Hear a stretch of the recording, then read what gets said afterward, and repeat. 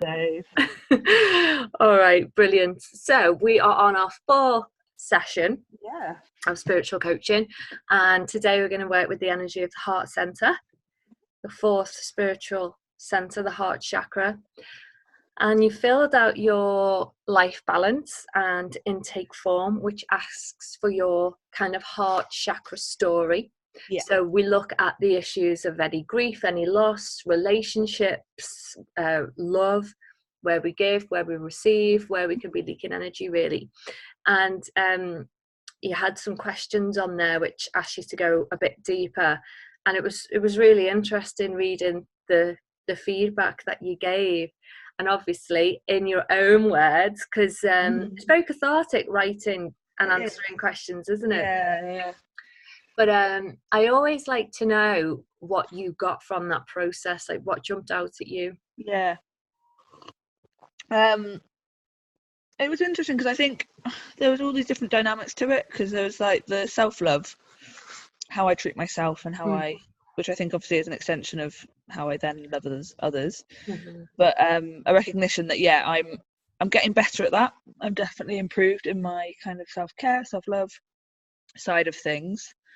It might be more doing the motions before I get to the real heart love, if you get what I mean. So I'm doing the things to look after me because I know that I need to, and I'm not.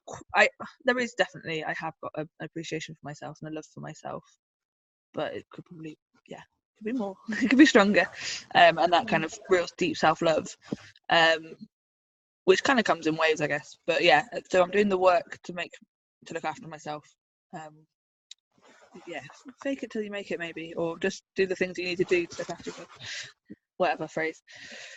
And then there's like the relationships aspect of it, so whether that's friendships or romantic relationships or family, and different dynamics within that, like I think there was just a lot about like how much the difference between how I receive love and how I give love. That's quite a marked difference, and especially when I know that I receive love certain ways, and I don't necessarily show love that way, which is okay, but I think often it's coming out of a place of not loving myself. Sometimes means that I'm not able to love others as well as I can. There's a real connection between it all, I think. But I err towards, like, I love being with people. There's definitely like a shallowness sometimes to my connections. Yeah, I read that. Yeah, picked up on that. Just you might need to bring the computer a bit closer for the volume because you're quite low on sound at the minute. It's a weird angle, so I feel like I'm staring upwards. It's like I'm staring up at myself, but then also at you. So just to check that. Yeah, picked up on that, and it's interesting. So a question that I want to ask is, how, if I was to observe you on a day that you are loving yourself, giving yourself self-love, self-appreciation, what would I notice about you? There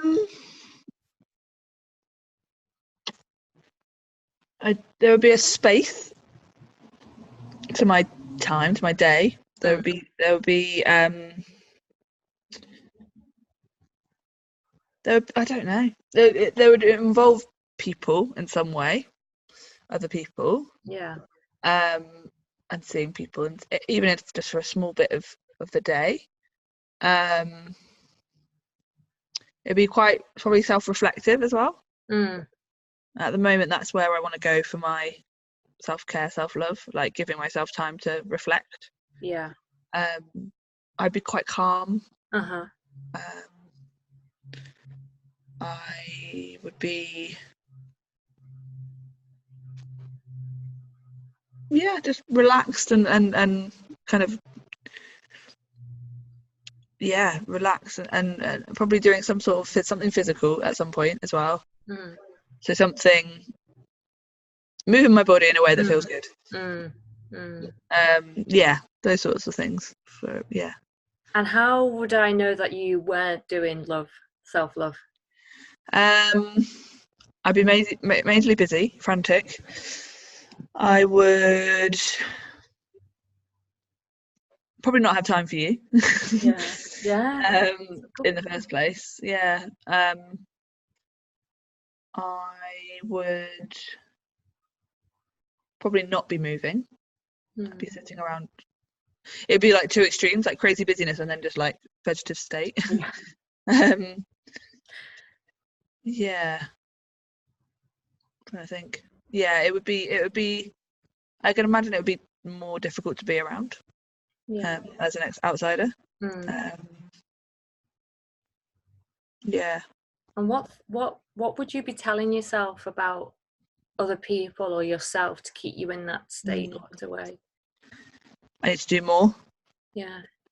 Yeah, probably the root of it is and I'm not good enough thing, but you know, that things have to happen because otherwise, you know, like a kind of catastrophizing mindset a bit of if I don't do this then everything's going to fall apart. In the relationships. In relationships, in probably that's more work related or like output related. Family wise and relationship wise,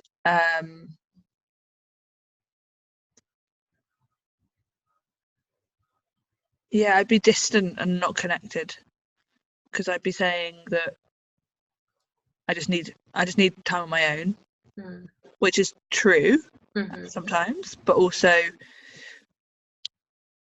I have a limit to that, so I definitely need people as well. So I would be doing it in a way that wasn't life-giving. So I'd be having time alone, but not feeding myself. It would be it'd be less productive. Isolation time. Yeah. So it's a balance, isn't it? Because I do need alone time as well, and to recharge. But also I get energy from people. That's just how it is. Yeah, exactly. And often I'll push myself to go out sometimes or go to something.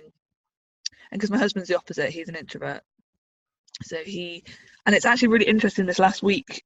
We've been together 10 years and I know he's shy and but he has built up this persona of I'm the grumpy guy who doesn't like people. It's kind of a joke and everyone kind of knows, oh, Fedge won't come because he's a grumpy guy. And then the other day he was like, well, yeah, because I'm so shy, like we're going to like a meeting of the nursery committee. Oh, I don't even know why, but we are. And he was like, I'm really anxious about going and meeting new people, but obviously you'll be there and you're great at it, so it's fine. Yeah. And I was like, I'd forgotten or I hadn't reflected that he's shy. I just was like, oh, he's just being awkward, doesn't want to come and doesn't want to socialise with me, taking it like personally more. And actually he recognised, and I think he needs to start owning that a bit more because he's more like, yeah, whatever, that's a whole other side. But I think it's something in that about doing what we need to do. So sometimes I need to go to the party on my own because I need to go and see people and have that connection in that way. Even if he's not going, that's okay. I will survive. So yeah, it's putting myself in places that feed me. And I think busyness is a real one for me of like stopping me doing stuff when actually sometimes the things I need to do to relax and regroup would benefit me more than just stopping completely. Yeah, I get what you're saying, and God, it kind of reflects back to me my own traits, like shutting down, isolation. Obviously my inner talk will be different to yours because of our experiences, but you can totally relate to that. And like what comes to mind is, it's difficult to say, it's difficult to know exactly what we do when we're in a loving state, looking after ourselves, compared to when we're not. I mean, the obvious is obvious, but it's like, how would we show love to a small child? Compared to how it looks when we're not showing love to a small child. It's so obvious. The differences are in your face, and we just forget. And we just don't do that to ourselves. It's a weird concept, isn't it? Because we always search outside to get that feedback, because we obviously see ourselves in the eyes of other people, and without that, it's kind of a bit of a quandary to be in, to know how to give yourself that self-love. Definitely. We're not taught it, are we? No. Massively, on the whole. No, and it's the silly things. It's like, for instance, got a problem with my back and my neck this last week, and I've instead of and I nearly cancelled it, and I've booked in with a friend for a massage, and I wrote the text to cancel it, and I realised, why am I doing that to myself? That's a form of punishment in a way, and that can be an obvious sign of where we're stepping into self-love and appreciation, care, and then the opposite as well for when we're not caring. I've definitely had that this week because I'm on my period, and I think it started last Friday, Saturday. I was just exhausted, and and I just had to, like, I went to the gym this morning. I think it's the first time I've exercised in like a week and 2 weeks, which isn't bad. But I could feel myself going, I should go, and then I was like, you know what, no, I'm not going, because I'm knackered, and my body needs to rest, and that's okay. And actually, I've been tracking periods and stuff as well to look at my emotional and physical ups and downs, just to kind of get my head around it a bit more. And I've definitely noticed more grace for myself and more kindness of going, your body's doing amazing things, let it just do that, hibernate for a week. It's fine. That's it. And then it's little things like, we went to see some friends in Manchester on Saturday because we were taking my sister-in-law to the airport, and I was like, right, I'd love to be back by like 3-4 o'clock to do some housework stuff, like sorting things out. Now that she's gone, we can blah blah blah. And then they were like, we were at their house, and then they were just like, you know what, just stay, like, why not leave when Johan's going to sleep, when the baby's going to sleep. If he was born to sleep in the car, then you can put him in bed. And we were like, yeah, because we were having a nice time, just chilling. We were like, yeah, why not, actually? That's nice. What we're going to go home to. So it's those things of listening to, sometimes things have to get done, and you have to do things which aren't the best or aren't the great, I have to go to work. So like sometimes, like, I'm on my period, I'll just be off for a week. That'd be nice.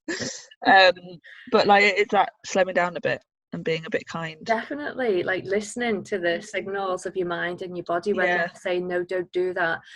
Again, sorry to talk about me, it's just a way to emphasize to people how you actually do self-care, because it's so untangible. So this morning things have been coming up for me to process over the last couple of weeks. A lot of deep emotional stuff's been surfacing for me. So this morning I was faced with, right, get to your computer as early as you can, crack on, but physically and mentally I needed not to do that. Now the inner critic in me, or the perfectionist and the judge, were telling me, no, get to that computer, get work done. But then the cheerleader, or my spirit was saying, no, you need to walk the dog. You need to be out in nature. You need to take a break and breathe. And that's what I did. So that is another level, and it's easy to do, but that's another level of noticing which side is pusher, which side is your soul's trying to nurture you. And like, we're just unlearning things, aren't we? Like, we've been conditioned and told that we have to, work so many days, work so many hours, get such and such done. And actually, sometimes don't do the dishes. No, I know. They'll be there in the morning. That's the worst thing that can happen. Exactly. Nothing. The worst thing is the husband could do them in the morning. That would be great. So, I definitely feel like I'm going on a journey with that and really improving and trying to, I think, notice when that self-saboteur comes in, when my critic's yelling at me. And I think it's also about educating other people, because I think it's very easy for me to get wrapped up in, like, I can be on my path and be like, I'm doing what I need to do, and then someone else is doing something different. It's like my boss was saying about this course that I'm starting. She was like, I say this last week when she was, and I said about claiming the calm. I'm not going to be taken, but it's very easy to be like, to go in with other people on stuff and be like, oh yeah, it will be stressful, or oh, they're doing more work, so maybe I shouldn't go down to 4 days after, or maybe I shouldn't do that, I should go back to work soon after a baby, or whatever it is. Like, yeah, of course, comparison, isn't it? It's just the worst. But yeah, so in that sense of love, I feel like I'm learning lots, and definitely on a few steps along than I thought I was, which was nice to notice. How have you been since the last session? Because the last session was quite a big one with the attachment to spirituality and stuff. All right, I haven't given myself much time to really be with the self.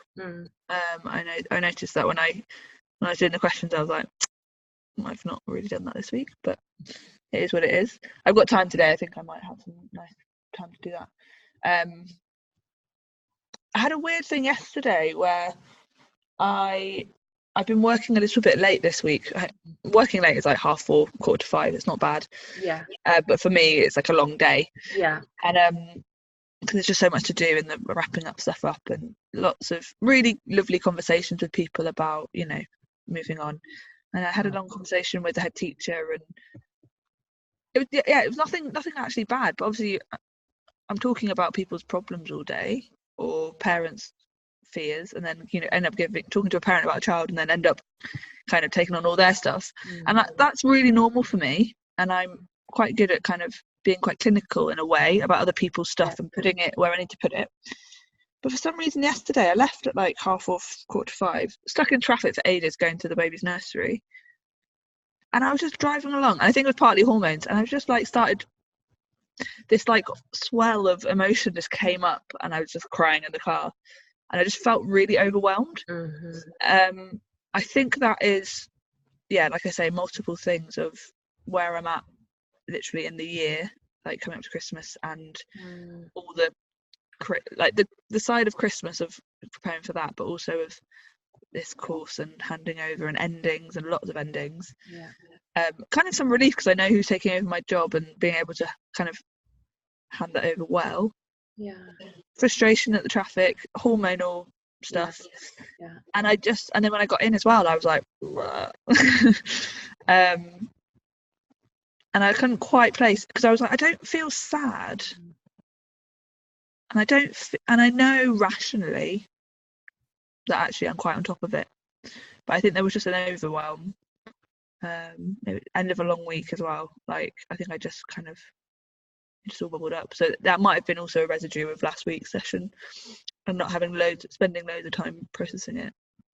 Because we've talked about some big issues, really, like your emotions, and last week the identity, and obviously this week's going to be the heart. So what I'll do in usual fashion is I'll play you a meditation, and let's just see what comes up from that. Quite often so subconscious, and then if we have to stick a label on why we feel that way, it's sometimes out of our scope, isn't it? Just is. Get it sometimes. It doesn't come with a big sign to say, okay, now you're feeling because exactly. And actually just being with it and kind of going, okay, that's there, cool. So let's see if anything comes up about what might be underlying. Maybe it was just hormones, and you've got so much going on. Massive opportunities, massive changes, but endings as well. And we also had my my husband's aunt who died in the summer. Her daughter was over from Nigeria this weekend to kind of see her mum's grave, because she wasn't able to make it over the funeral. So we had her here, and her kind of processing her mum dying when she was here with us. And kind of that was obviously very emotional for Sunday, Monday. So we had all that as well. So I think that was bringing up again the memories of that over the summer. And so it's been a lot. It has been. It's kind of like no wonder. But so no, definitely no wonder. I bet it was the traffic that topped it off. Oh, literally, I was and there was all these people coming down the right-hand lane, knowing they were going to come into the left-hand, which was standstill. I was just like, you're the worst kind of people. Anyway. I'm rude. All right. My bugbear for sure. My biggest bugbear. All right. So I don't know if you want to put headphones in. It's up to you. It's okay, actually. So this computer sounds really good, so I can Okay, hear it cool. as well. All right, so you just relax. Cool. Keep yourself nice and settled. My best key. Okay, so make yourself as comfortable as possible. Allow yourself to close your eyes and take your attention within. Taking nice deep breaths.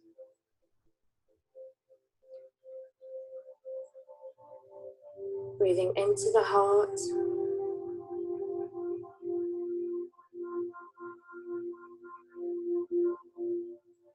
So the heart space becomes expansive and full of wonderful light. Allowing your body to become filled with the light. And as you become embraced by the light, you feel safe, supported, and nurtured by this spiritual light.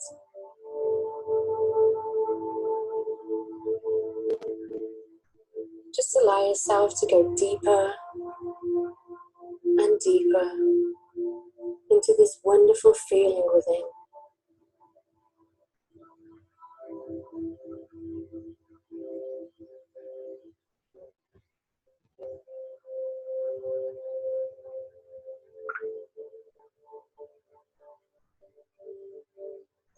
Now visualize the green or pink healing light sparkling or fizzing in your heart center.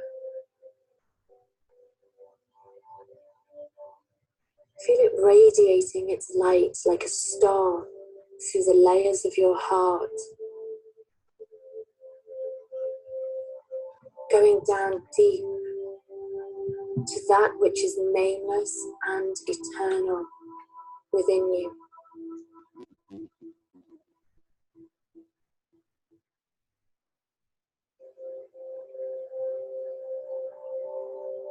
Feel it draw this essence out from you,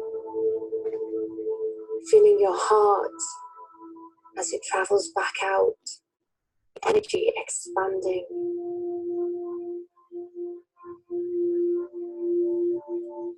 See this deeply healing, expansive light travel up to the mind as your mind absorbs it.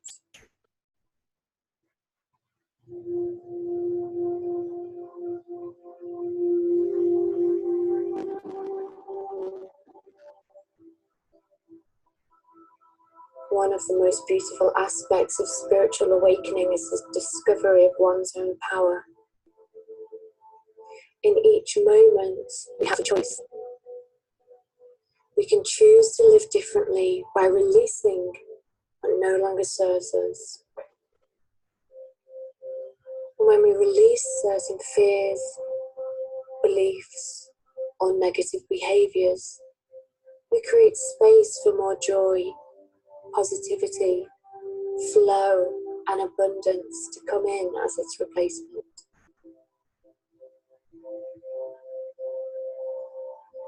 So take this opportunity to bring to mind all the limiting beliefs, negative feelings, insecurities, fears and blocks that no longer serve you and are blocking your spiritual flow.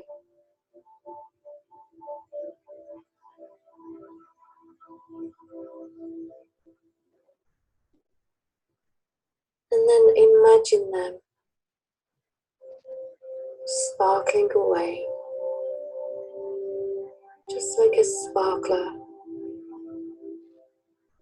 Its light diminishes, and as this light diminishes, so do your fears and blocks, negative emotions.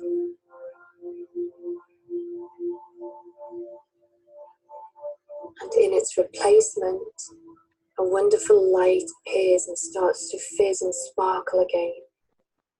This represents all the wonderful experiences feelings and opportunities that you're going to create. Feel them fizzing, sparkling in the heart with joy and love.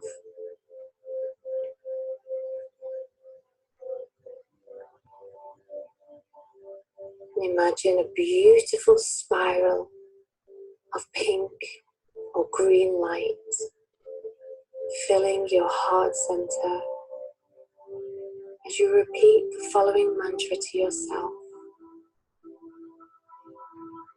Today I am ready for change. Today I am ready to let go.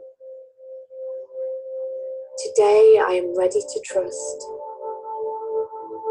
to see clearly, to love unconditionally, to walk my authentic path with the truth of who I am. And just taking some nice, slow, deep breaths, allowing that energy to penetrate from your head to the tips of your toes. And in a moment, I will count you back from 3 to 1, where you will open your eyes and feel wide awake. So 3, starting to feel your back against the place where you're resting. 2, wiggling your fingers and toes. And 1, opening your eyes, feeling refreshed and wide awake. There we go. How was that? Yeah, it's good. Yeah. Yeah. I just pictured, do you know Moana? The film? Yeah. Oh, yeah. The green spiral at the Oh, end. yeah.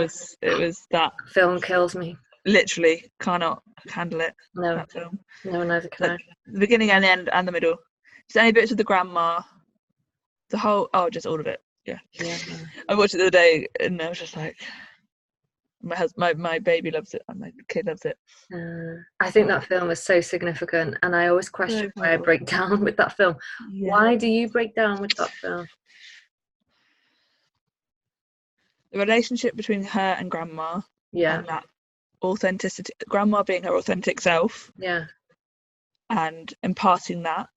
There's something in that, I think. There's also me having that. I never had that with my grandparents. Mm-hmm. My kid having that with his, and how much, like, my husband's mum has got Alzheimer's, has got dementia, so it's going to be different. Mm-hmm. And then my parents are lovely and amazing, but that authenticity is not fully there. I don't know. And then just that first song always gets me. It's the first song she does with, like, finding her place, and like that call between duty and discipline and what I should do, but what my heart is saying. Something about that, like, pull, and like neither one's wrong. Yeah, but there's just like a pull between that, and then I don't know. I think it's just the support from the grandma throughout, and that memory, and that love and that encouragement throughout, and her growing in her, like, I'm legit. And just having that boldness at the end to stand in front of the sad, broken creature, hurting creature, and put its heart back so that it can be again its true self. Oh my god, I know. Oh, darn you, Disney! Like, yeah. I went to watch Frozen 2, and I'm going today, and I'm going to the bed. Oh god, yeah. They have deep meanings behind these films. I know. Well, most of the kids, like, the parents always die, or there's someone who dies at least. So you're dealing with, I went to this seminar about using Harry Potter in therapy, But in that, it's like there's so much death and loss and brokenness, but I don't know, healing and It was but funny, yeah. the film Moana, it's funny you say that, because it came to my mind this week, and I was going to do a post about it and I forgot about it. Like, what is the significance in that film? Yeah, it means so many different things to different people. totally. But wow, so what you've just described there is grieving for a sense of loss that you didn't have, and also you finding your authenticity amongst quite a dogmatic, in a way, upbringing with the religious side, maybe. Follow this path, this is the path because this has been our path, this is your path. And a sense of actually not knowing where you fit in, trying to fit in. Desperately wanting to fit in, as we all do, because we need that as humans, but always feeling there was resistance there, and you have to work extra hard, and then you're not getting the reward particularly back for it, or hearing things that would make you go, oh well, yeah, okay, I'm accepted, but they're not kind of telling me what I want to hear, not feeling like sexy enough, that kind of thing, not thinking you were pretty enough amongst your peers and that kind of stuff. So there's a lot about the loss, the relationship side, the you finding your authenticity, which was the original reason, request for help with these sessions, really. And I think it all comes down to that, doesn't it? It's the sense of like, who am I? And I guess that film is so significant because it reflects back to us the aspect of our life that we've been hurt the most, I feel. And if for you it's maybe with that grandmother figure, not feeling that you've ever had that. So how can you fully, so for you it's seeing Moana's challenge to become her authentic self reflects back what you feel your life journey's been about, and still going through to some degree the challenge of finding the authentic self. And there's so much in that about like my grandma not being my blood relative. Like my dad's mum was an interesting character. She was like the epitome of wall up. You literally walk in and she go, hi, oh, so Joan from down the road, blah, blah, blah, blah, blah. And such and such from and never was like, how are you? I think looking back, there was interesting. I don't know. When she was in hospital, I went to visit her and had probably the most authentic conversation, as is often the way. But yeah, my dad never knew his dad, and then my mum's was adopted, so she didn't know her blood relative. So it's like this thing of like bloodlines, or your history, not knowing it, and like a slight detachment. And even if I didn't always have the words for that until I didn't know it was a reality until recently, there's a sense of that, I think. And then it's like, and because I've never been one for like really being that fussed about ancestors and that, but actually there's something about it having an impact and having it's a significance, isn't it, that I think probably is more there than I realise. It's more of a thing. But yeah, is that like people who would just know who they are and what they're about, even if it doesn't fit the mold, even if it is a bit uncomfortable or funny or awkward for other people. Like, I've always been drawn to people like that. I think probably most people are in some, well, I don't know. But yeah, there's something really attractive about that. What makes you think, I mean, okay, so let me ask you this first. If, let's just say you're Moana, right? Put yourself in the position of Moana.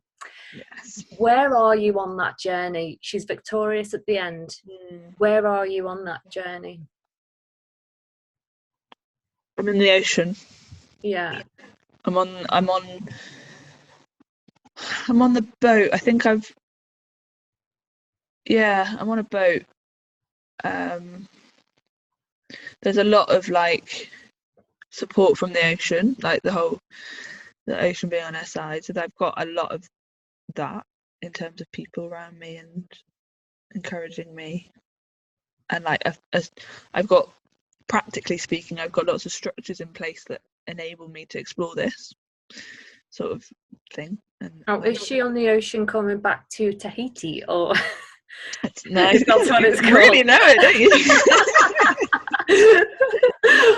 Tahiti's the monster. Is she coming back to do the heart thing, or is she just sailing away to go on her adventure? She's on her way to Tahiti, I think. Yeah, I think she's got Maui. Mm-hmm. So she's got that like sidekick. Well, he'd want to be called a sidekick. Yeah. She's got his sidekick and kind of. Let's see. Yeah, because she wants to. Yeah, because it's like it's her purpose, isn't it? Going and healing Tahiti, and it's. But then I always wonder, okay, well, what happens after she goes back to her island? And I guess they're still they become voyagers again, and it starts something. But I can imagine she'd get a bit bored and be like, oh, okay, cool, it's done. Okay, what's next? So then it's like her purpose shifts again. It's not healing that big thing anymore. It's okay, well, what's next? So I think I'm on that like bit of going to Tahiti to. Maybe there are multiple Tahitis. Have you got a fear about that? Have you got a fear about, well, is there going to be a void? Am I building this up too much? Is there a massive expectation? Am I going to be let down, not satisfied? I don't know. I think because a lot of my identity and purpose sort of stuff has been in my work, and I don't think that's a bad thing. I think that's actually good. I love it. But it's kind of like, okay, I'm qualified now. I got a job, and I know this training. I can see that it's like the next step. But it's like, I think we talked a bit about last week of like, okay, what's the specific area or client group or whatever. I think it's that thing of, I think I said again last week about like the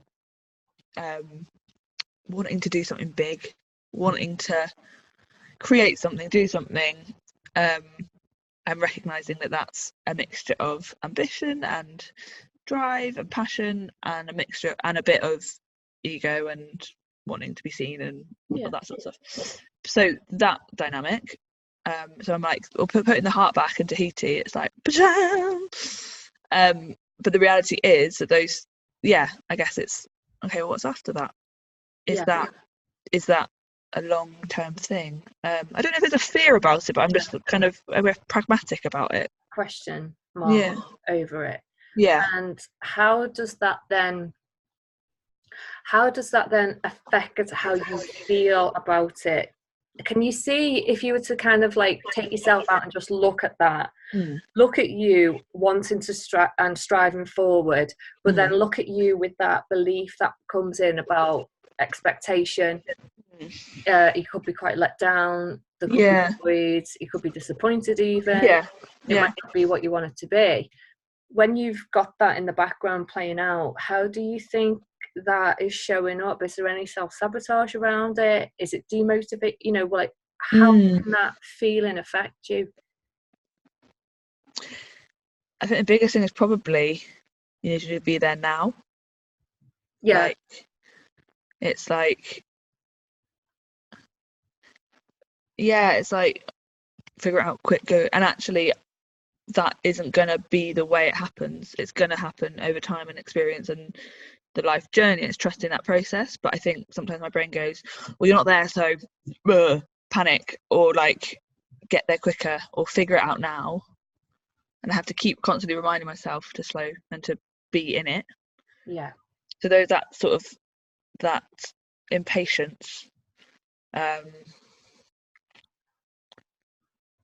Yeah, it's like I keep seeing this bits of the puzzle appearing, but it's quite a big puzzle. So it's like,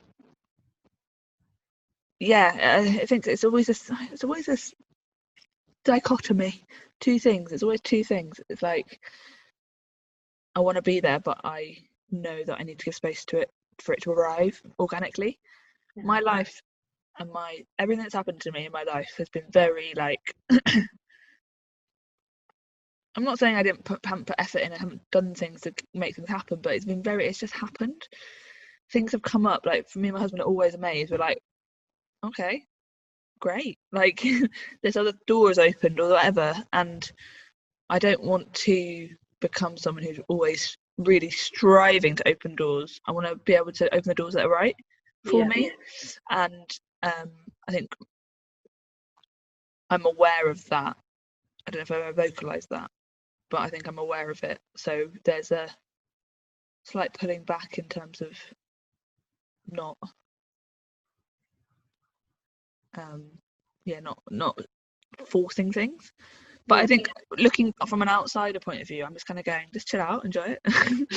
Like literally kind of, you're on the ocean, like you've got battles along this way, you've got to fight the little pirate coconuts and you know, and get the hook from the crab and stuff. So, and they'll teach you things about strengths you didn't even know you had. So I think, yeah, from an outsider's perspective, it's like, it's not about the destination. It's not about putting the heart back into Tahiti, although that will be great and that will be significant. It's about, okay, well, what does it take to get there? Because that will teach you more. And I guess in a way what's like coming up for me a bit is because I totally get what you're saying, because it resonates strongly with me that well what when I get there, like what's going to be, is it going to fulfill me in the way that I'm perceiving the fulfillment to be? And quite often it doesn't, or it does and it's short-lived. So it's a case of really questioning the motivation behind it, like what is, and this is something I'm sitting down with myself lately to question, what is the real purpose behind it? Okay, the purpose, perceived purpose, the tangible purpose is I want to be XYZ and I wanted to deliver this because I want to help people XYZ. But why? Really, why? What's in it for me? Like, what's in it for you? Because it's not completely altruistic, is it? It never is. No. And that's okay. But no, there's always a need driving our behaviour and our motives, and it's about questioning them. Because if you can nail what it is, that is the deeper purpose behind what it is that you're placing outside to then have to feel like you're striving for. With me, exactly the same thing. Question, what is that thing for me? I haven't figured it out quite so deeply yet, because I need to give myself space to sit with it. So I actually haven't figured it out, so I couldn't actually tell you what it is. That's work I need to do on myself. But it's interesting because once you figure it, you don't have to strive anymore.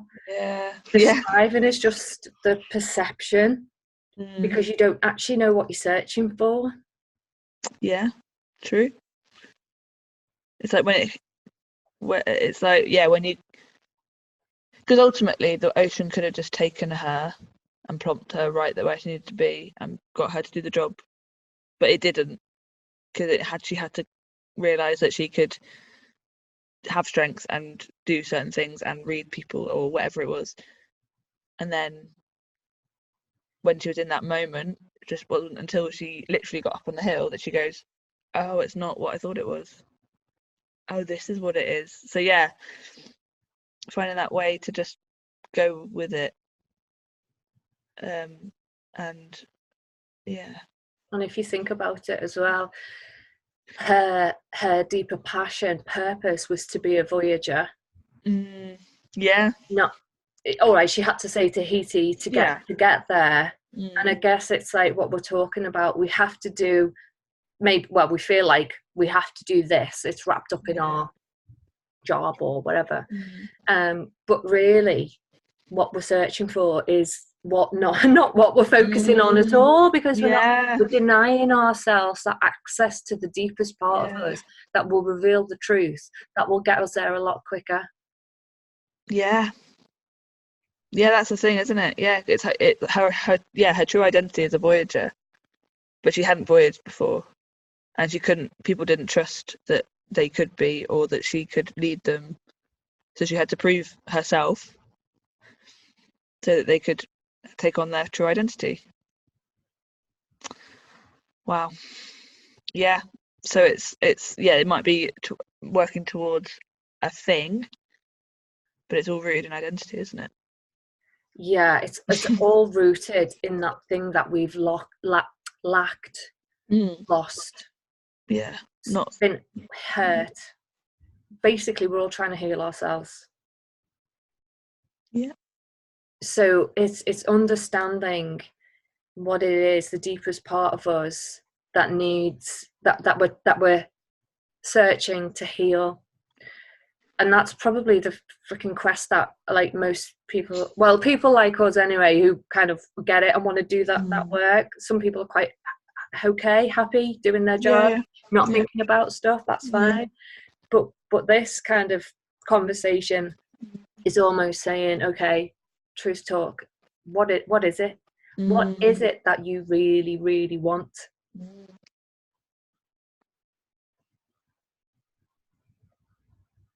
Such a big question. I don't know. If your heart were to be wide open, right, and you were just so wide open with love, life was just feeding you that unconditional joy and love, like, what would be the one thing or the thing that you had been searching for, longing for, and now you'd found?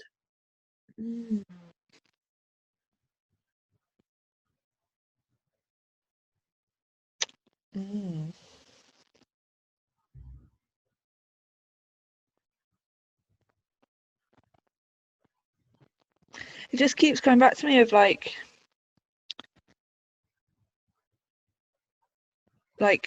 showing that to other people. And I don't know if that's the thing, but it's just something about, like, I just can't help but think, if I'm in that place of like being loved and feeling so open-hearted and confident in who I am and all that stuff, I'd want to drag a lot of other people along with me. I'd show them. Definitely. And I don't know if that's part of it, or if that's the thing, but it's almost like, how have you got to that point? Like, what that message? Let's say you're Tahiti. Okay, and life comes back and puts the heart back into you. What had you been missing that was then replaced for you to live that life? What's actually stopping me now from having that existence? Because that thing that we're searching for is the thing. And we wrap it up in labels of jobs, relationships. What is it that would need to be put back? It might be too much of a deep question for you to I can't quite grasp it, but it's something about, like, but that's the thing, we can't grasp it. No. Because if it was that obvious, the search would be over. You know, and I think life is on this search. Mine's rooted in, there's elements of, I think, things we've talked about probably, so the not being enough and not being wanted vibes, the not belonging, and I think everyone has that to an extent.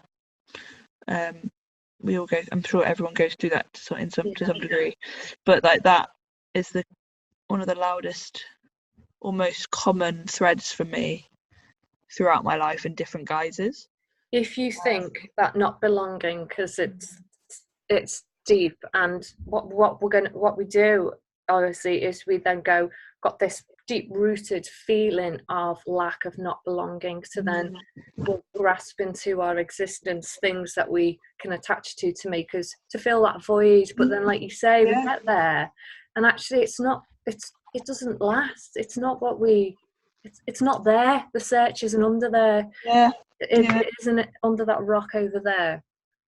You know, it's a case of, so if you were to even, I don't know, mind map on this after our session, I'm going to do it. In the middle of it. It's funny because I'm going through this myself. So, you know. Synchronicity. Yeah. Put in the middle that emotion of not belonging and see what else comes up. But mind map from it, or branch from it, claw, even do it as claws. What you've been clawing into your existence to try and replace that feeling of not belonging, and just seeing the ways that it's playing out. Because if it becomes apparent to you, okay, well, it's actually this job or this role or this striving that you feel you have to frenetically go for, then you can calm down, because you know it's not going to be there. So you don't have to strive like a maniac, put yourself under so much pressure, sacrifice so many things, get yourself in a tiz over it. You don't have to do that, because actually it's not there. Yeah.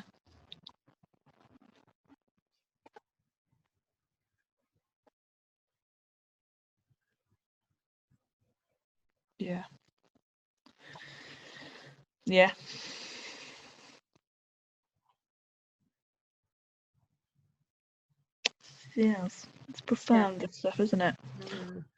Because that's kind of letting go of attachment then. Then it gives you the freedom of choice from a centered point of view.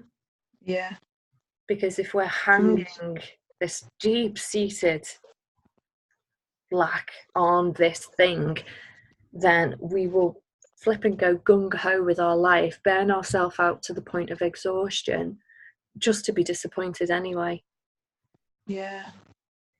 When if we take off the hook to that, let go of the attachment, center ourselves and go, okay, number one, do I really want this? The answer might be yeah. Okay, I really want this, but with the realization that it's not going to give me that. So you can let off the pressure and maybe see it for what it is. Enjoy it a bit more. Not feel beholden to it so much that you have to, and you'll make better choices from that place. Totally. You'll be able to speak authentically rather than have everything attached to it. It's a false belief, it's a false expectation, it's a non-reality, because we're trying to replace that missing piece of us. It's just not there. It's just got my noggin ticking over. Okay, so is there anything you'd like to end the session on?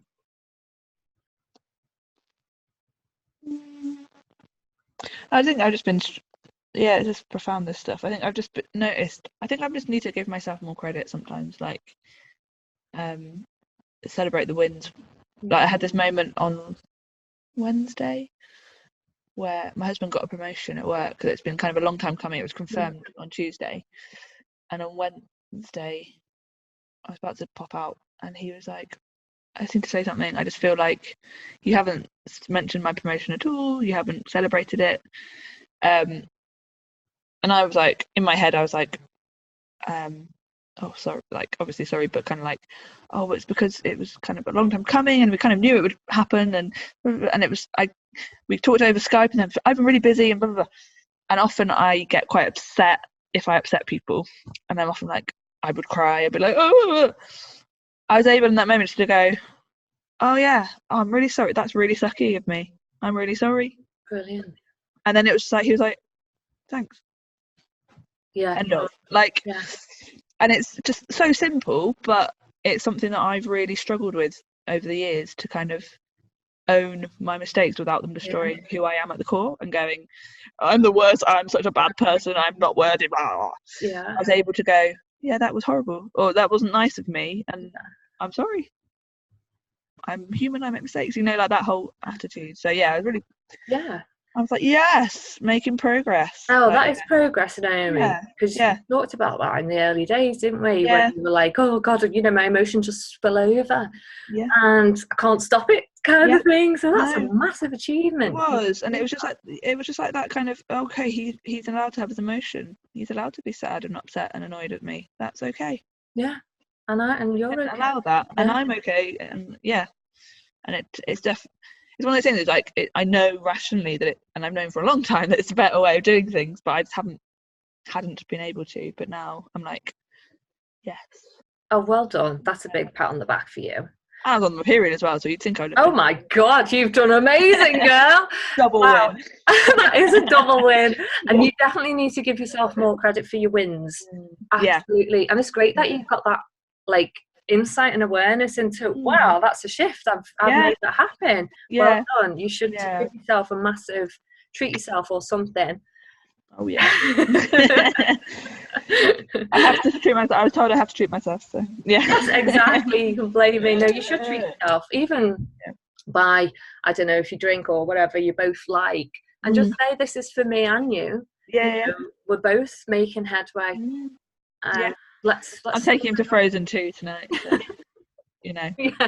Oh God. It's not as sad as Moana, but yeah.